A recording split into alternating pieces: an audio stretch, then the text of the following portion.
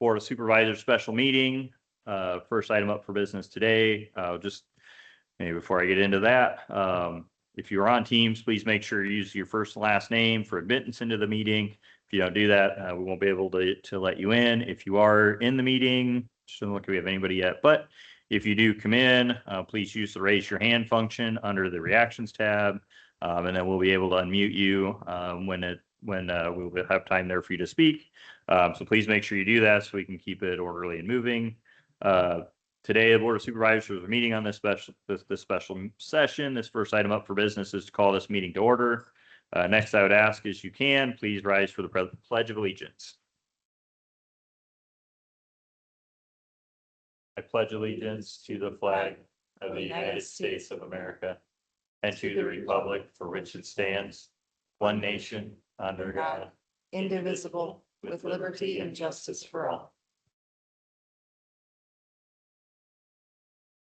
All right, thank you. Next item up for business will be to open up this public hearing held in Webster County for fiscal year 2026-2027 budget. Oh, those two lines there. So we'll open up the public hearing at 10:01. Is there any written comments? Yes. I have a letter here. I'll read it to you. To school board members, county supervisors, and all budget authorities. We are writing to express our very strong opposition to the proposed increases in school property taxes affecting our rural property. Randall and Barbara Sloan, 2197 235th Street, Fort Dodge, Iowa, 50501, Webster County. As rural residents in our 60s, we are deeply concerned about the continued and growing financial burden being placed on property owners. Many taxpayers in our situation are retired or nearing retirement and must live within fixed or carefully managed incomes. At the same time, we are experiencing rising costs in nearly every area of daily living, including insurance, utilities, healthcare, and basic necessities. We have now received multiple notices indicating proposed increases in school district property taxes. While each increase may be presented individually as modest, the combined effect represents a significant and troubling escalation in all our overall tax burden. This pattern raises serious concerns about long-term affordability and the substantially of remaining in our home. We are particularly troubled by the reason that declining student enrollment requires increased reliance on property taxes. From a taxpayer standpoint, declining enrollment should result in responsible budget adjustments, prioritization and essential services, and reduction of non-essential expenditures. Instead, it appears that the financial consequences of fewer students is being shifted directly into property owners. It is also widely recognized that more families are choosing homeschooling and alternative education options. This trend reflects growing dissatisfaction and a lack of confidence in the traditional system. Increasing taxes on residents who may no longer directly benefit from school services while failing to address underlying concerns about performance and accountability is both frustrating and unfair. We are essentially concerned about educational outcomes and fiscal management. Before requesting additional funds from taxpayers, school districts should demonstrate clear transparency regarding administrative costs, compensation levels, staffing decisions, and measurable improvements in academic preparedness. Rural property owners often receive fewer direct benefits from school expenditures while still carrying a substantial portion of the financial responsibility. We believe this imbalance must be acknowledged and addressed. Taxpayers should not be viewed as an unlimited source of revenue. We strongly urge all decision makers to reconsider these proposed increases and to demonstrate meaningful commitment to fiscal responsibility, efficiency, and fairness. Please ensure this letter is entered into the official public record regarding the proposed property tax increases. Sincerely, Randall L. Sloan, Barbara A. Sloan. Comments? Okay. Crystal, you want to talk through the budget? Can I just address that real quick? Yep. I just wanted you to know that I received that and forwarded it along to Shauna. And I also asked, it came from, I believe, Mrs. Sloan. And I recommended that considering the letter deals a lot with school in particular budgets, that they send it to their school board members as well in case they haven't already.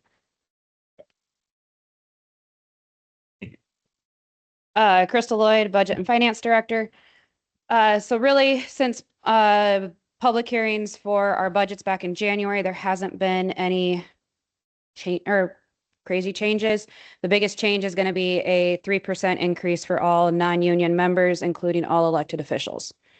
Other than that, there's been minor changes from, I know like Shauna had a cost of some, or her cot system that ended up changing and that went up in price. So it's just minor costs, changes in that area, but nothing that stands out other than that 3% increase. And, our levies are still going down for the county.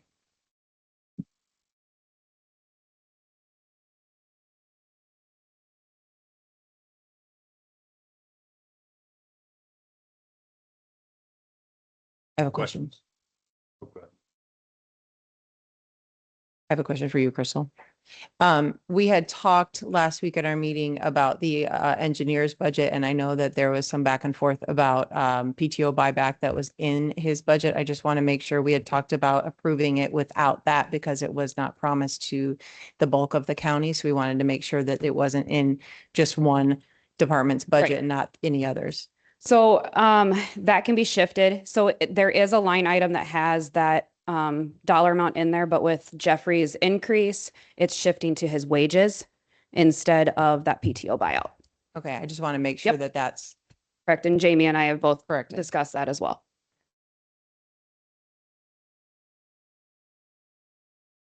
Thank you. Know that Udmo and Elder Bridge, the funerals all asked for increases. Has there been anything put in the budget for that?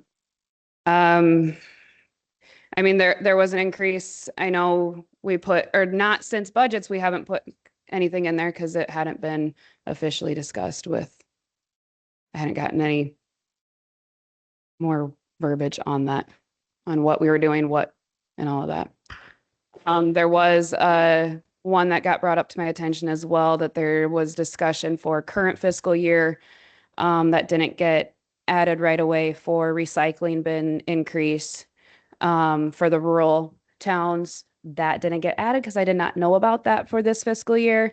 And then it would have carried over for next. But I think that's something that Supervisor Montgomery might work on, trying to get something in an agenda first. So that is not in there.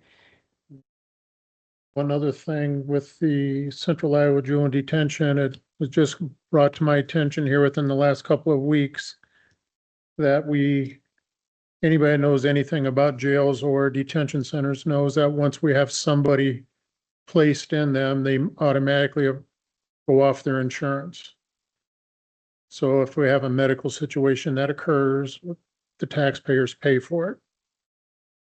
In this case, we had a Webster County youth that they had discharged, had open heart surgery, and then put him back in because thank God they got him onto Medicaid. And now he's back in the detention center, which will be paying all the meds and that. Is there going to be enough, we got enough areas that if something like that does happen again, that we don't get caught short, because I can promise you it's going to happen again. Tama County got caught here 2 years ago, real bad, and we're talking about 300,000 on medical that they had to work out. So we got to make sure that we've got some reserves and we can try. I mean, I appreciate the fact that they got him back on Medicaid in time for the surgery, so we didn't have to pick that part up, but we do have to pick up all the rest of it afterwards. So we got to make sure we're pretty diligent with our funds and have something in there. And I think that's going to be hard to necessarily budget for, and probably something that we'll have to keep an eye on and amend throughout the year as needed, because it may not be needed, it may be needed. No, I agree. And I just want to make sure that we have a big enough reserve just in case, and hope we never have to spend it, but we definitely got to have it there. So thank you. Ask, I know I do it every year, that the supervisors take 0% would be my request out of it on the public hearing. All the rest of the board feels, but I would always say that, just, that's kind of where I'm at with that anyway, for wages. Unanimous that I need to take that out, or? We'd have to do that as part of the resolution. Okay. pass the budget to make that change. Maybe I'm wrong. And I'm not against us doing that. However, I've made it pretty well known that I'm not planning on running again after this term. But we also got to take care of the people who are going to be replacing us and others. So I know for the last 2 years at least, we took a 0 raise. If we don't get the wages up high enough for somebody who is really interested in taking on these positions. So it isn't going to hurt me not to pay 3%, but we got to take a look at the future too.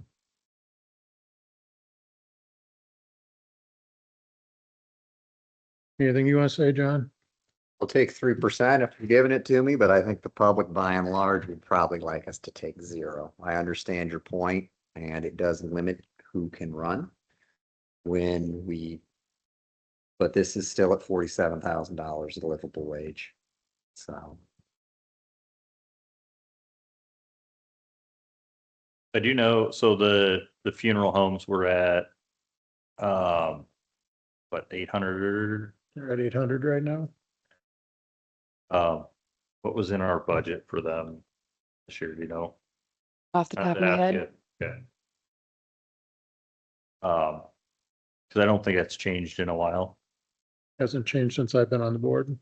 The costs have changed a little bit, but I think that's something we can probably look at changing how we do the fee schedule with that. I don't know how that looks, if that's I think we'd probably have to end up signing new agreements with each of them. I don't know if Shauna, if you have, I know that, their costs have went up, for what they do for us. But I mean, we'd probably have to do another agreement with them.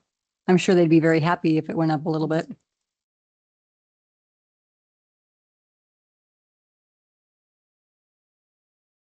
Last time we changed our agreement with Gunderson, well, either one of them, because didn't both of, well, the two that I'm thinking of, Weiler and Gunderson, they have both added cremation services relatively recently. Do we even have that in our contracts with them? If we had a contract with them. I think that we just set a certain amount and that was all we were gonna pay. And that was set at 800 and that was before I came on in 2017. So Yeah, so they've picked up cremation as a service as well, so maybe it's worth it to see what their costs are for the different services, and I don't know how much those services cost, so it would be worth looking into. I remember Robbie coming and talking to us yeah. months ago, but I can't remember what he said. and I know they get paid cremation, some out of the general assistance as well. That would be a question more for public health, Erica, to understand what all of those funds are for too. And I know she struggles every year with those fundings as well. And that did go up. We did add a little bit more funding on that one for this year. it's no increase for the funeral homes themselves at all. Correct. Not yet. I think they were asking for 1250. And I think we could probably settle with a little bit less, at least give them steps to get there. And I think the other one they were asking for, since it used to be they could use an employee to deliver bodies to the state medical examiner. Now they're required to have a director. So it's the expenses of everything have gone up. So we need to come up with a happy medium in there someplace. So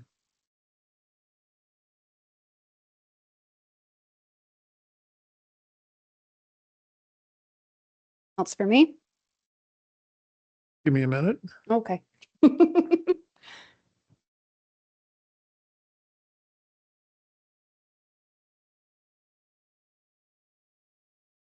Anything else?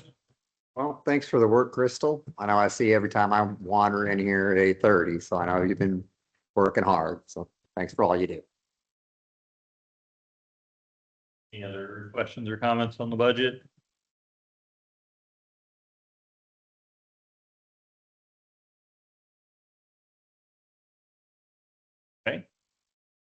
Hearing none, I will close the public hearing at 10:15.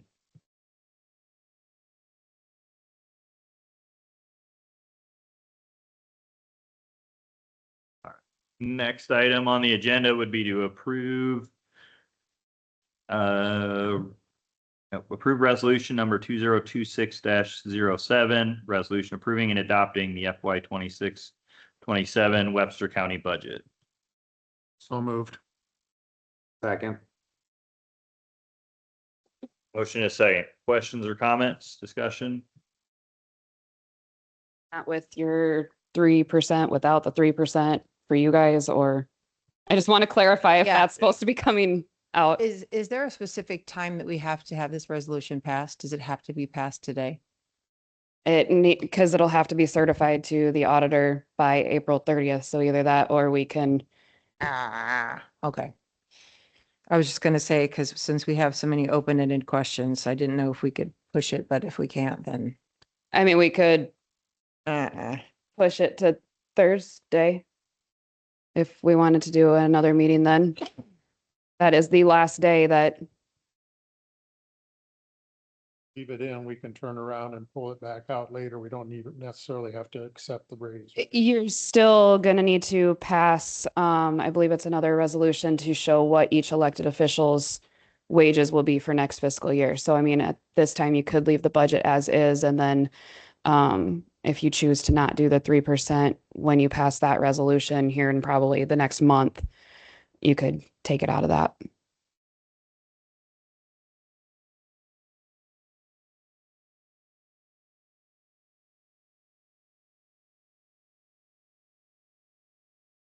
Best that we take the supervisors out.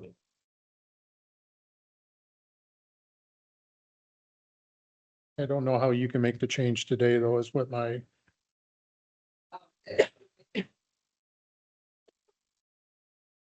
I'll redo my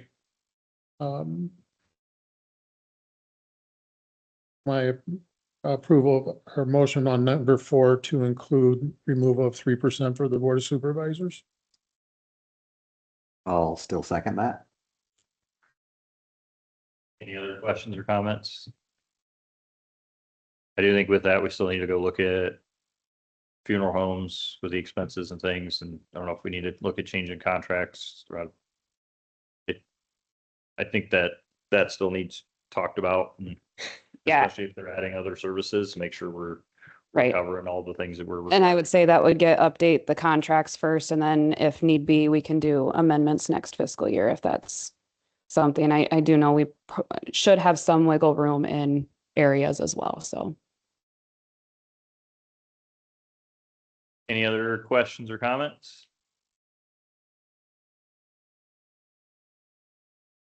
Anything online? Yeah. All right, hearing none, we have motion on the floor. All those in favor say, oh no, roll call vote. Vote aye. Cochran, aye. Conrad, Pike, aye. Let it be known the resolution passes unanimously.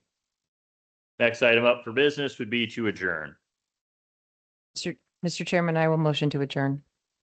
Second. Motion and a second. Any other questions or comments before we adjourn? All right, hearing none, all those in favor say aye. Aye. Aye. Opposed, same sign. Motion carries. We are adjourned. Thank you, everybody.